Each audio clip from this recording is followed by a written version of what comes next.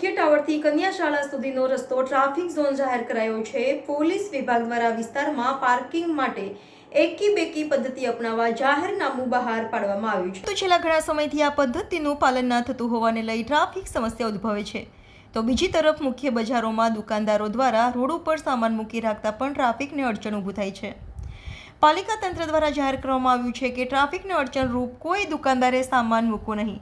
જો આમ જણાશે તો પાલિકા કાર્યવાહી કરશે। ત્યારે એકી બેકી પદ્ધતિનું પણ પાલન થાય તો ટ્રાફિક સમસ્યાનું નિરાકરણ આવે તેવી લોકમાંગ ઉઠી છે।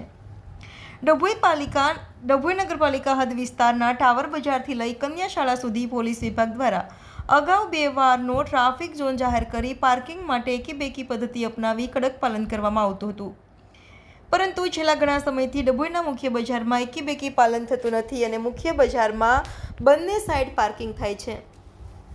ટ્રાફિક સમસ્યા નિવારણ માટે ફૂટપાથ પણ પાલિકા દ્વારા દૂર કરી દેવામાં આવ્યા છે, પરંતુ વાહન ચાલકો આડેધડ વાહન પાર્કિંગ કરતા હોવાનું સામે આવ્યું છે।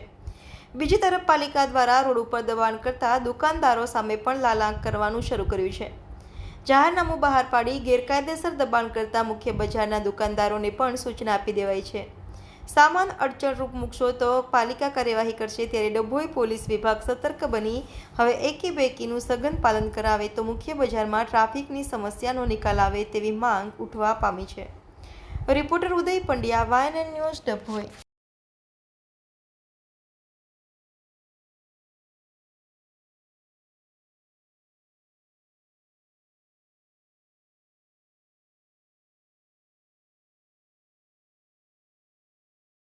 Subscribe now and press the bell icon. Never miss an update.